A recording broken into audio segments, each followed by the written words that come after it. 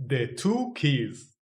In all ages, and in every land and clime, there are progressive souls whose spiritual vision pierces the murky clouds of dogmatic illusion with which priestcraft and statecraft have ever sought to obscure the sun of divine truth. These bold aspirants to esoteric wisdom have the courage to burst the fetters that chain them to the lifeless creeds which are forced upon a benighted world. They free themselves from the thraldom of prejudice and from that of servility to popular opinion. They intrepidly turn their faces from the blackness of the dead ages to knock resolutely at the door of the temple of knowledge.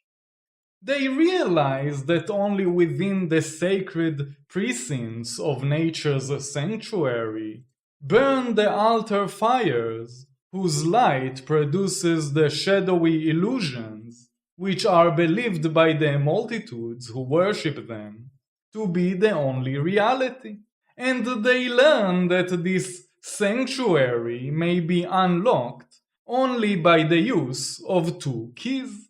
Such a candidate of initiation, having become as a little child, after divesting himself alike of the shroud of orthodoxy and the encumbrance of current scientific opinion, the one as dogmatic as the other, stands at the entrance of the temple, seeking admittance. This structure is the edifice of nature, the home of Isis, and is referred to in the Bible as a Solomon's temple.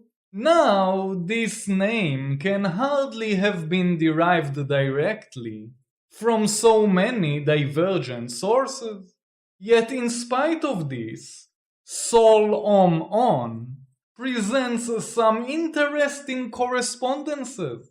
For Sol is the Latin name of the sun god Phoebus. Om is a Hindu name of deity. And On is the sun god of Heliopolis, Egypt, which anciently was called the city of On.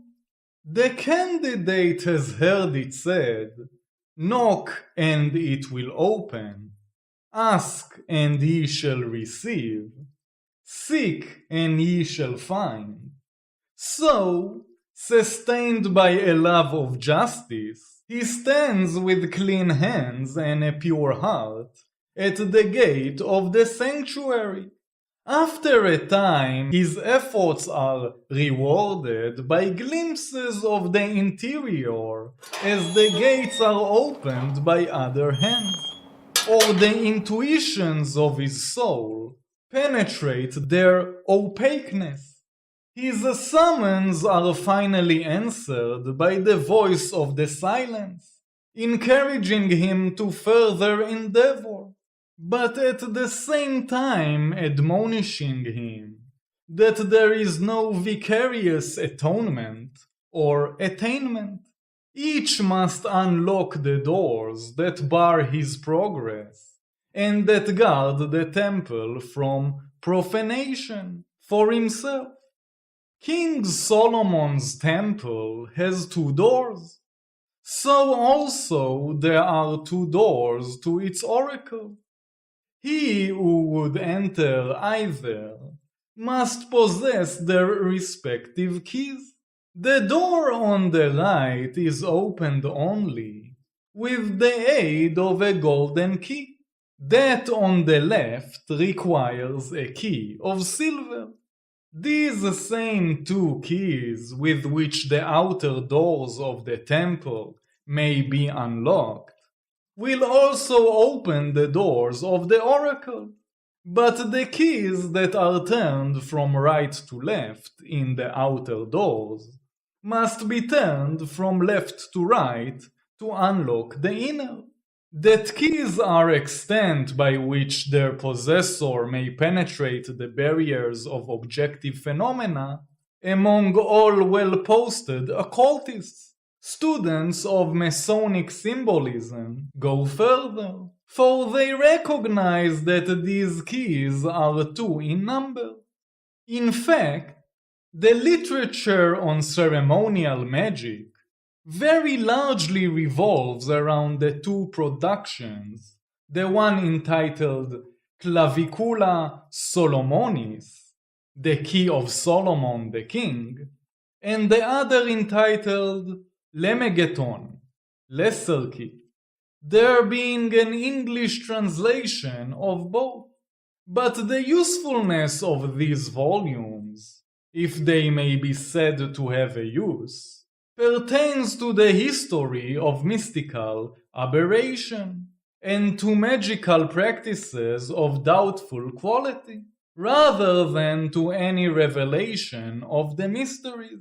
Turning from these again to Freemasonry, we find the symbol associated with the Fellowcraft degree to be complex. We are in search of keys, therefore the other symbology need not here concern us. But one prominent feature of the symbol are two crossed keys, one of silver and the other of gold. These are the keys for which we seek. Masonry, in its symbolism, has preserved the keys to initiation. They are the keys that unlock the doors of King Solomon's temple. But precisely what these two keys symbolize in occult science, no modern expounder, insofar as I have been able to learn, has explained. Therefore, I shall devote this lesson to bringing to the notice of all, and sundry, who are interested in occult matters, both the importance and the nature of the key of silver and the key of gold. The better to understand the conditions which confront the present-day searcher after truth, let us review the past with an eye to discerning the method by which whatever of enlightenment we now possess was gained. Perchance that method will give us a clue to the manner in which the many perplexities that now confront us may be solved. Turning back the pages in the book of history a few hundred years, we find the utmost confusion in the realm of scientific thought. Prior to the 17th century, material science was a wild jumble of notions. It was a melody of inconsistencies, as we find today in the realm of religion and mysticism. And even as today assertions regarding religion are thought to be proved by citing authorities, so then the facts of material science rested upon authority as their final criterion.